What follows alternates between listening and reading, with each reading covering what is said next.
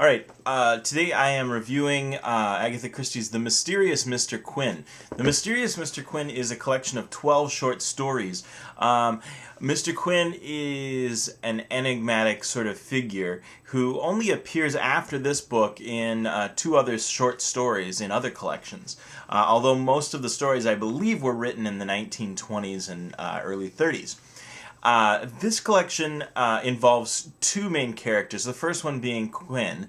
His first name is Harley, so we have a play on words. His name is Harley Quin, or Harlequin, and he's just as enigmatic as the figure from the Commedia dell'arte.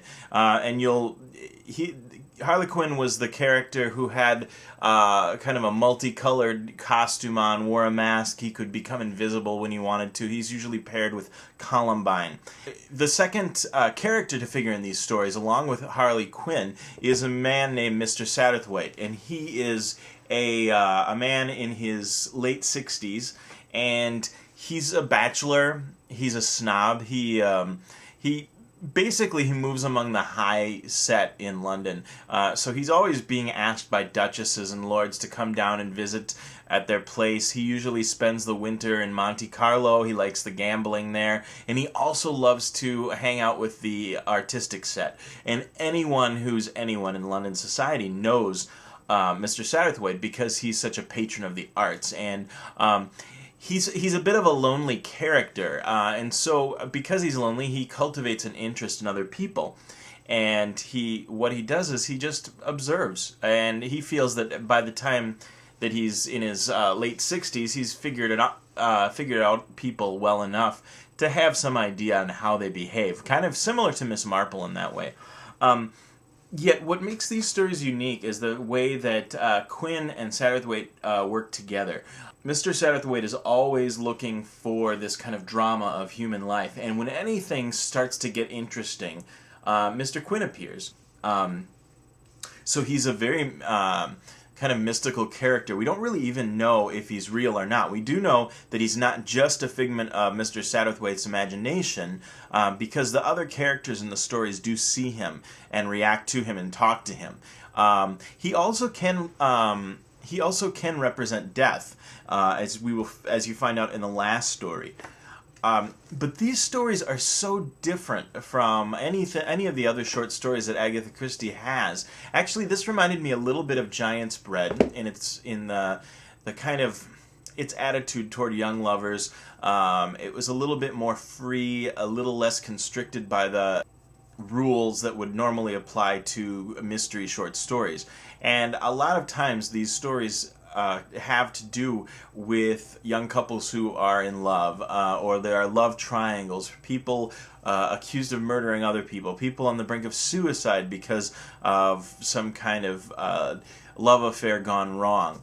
And the stories themselves are really well written, and I think the strongest word I can think of that applies to this collection is atmosphere. Christie creates just a really nice gloom, actually, in a lot of these stories that really appeals to the main characters. And also there's an atmosphere whenever Mr. Quin comes around. Usually he'll be standing in such a way that light will be coming through a stained glass window and will cover his face and in clothes with different colors, or sometimes a shadow will fall across so it looks like he's wearing a mask. So he's very, very closely connected with this figure from the Commedia dell'arte. And the other thing, as far as a method of detection, if you could say, in these stories, is the fact that Quin is never an active part in helping solve these mysteries. It's all Mr. Satterthwaite, but Mr. Quin does take a secondary position. What he does is he gets Mr. Satterthwaite to talk and to remember what happened, and to go back to not what he assumed happened, but to what actually happened. And this gets into the idea of memory too. So in the course of an evening, they'll be sitting there, and just by talking through a past story that's always troubled Mr. Satterthwaite, he will arrive on the truth and solve the crime if there was a crime, or prevent a crime from happening, or realize the identity of a person. In this way, it's kind of like the Sunningdale mystery, where Tommy and Tuppence play the old man in the corner, and they sit and they solve a whole mystery without leaving the corner of this restaurant. They just talk through it and look at things logically. And Mr. Quin always encourages this with Mr. Satterthwaite, because you can, if you have that distance, you don't have the emotional response. All of that is stripped away, and you can just look at the facts plainly. And in that way, they're able to solve them. So I recommend this. I give it a 5 out of 5, especially for her short story collection. It's a very, very strong collection. And I really think that you'll enjoy this one, because each of the stories gives you this a very fleeting glimpse of this Quin character, and it makes it a lot of fun to read, especially the last story, because 1 minute he's there and the next minute he's gone.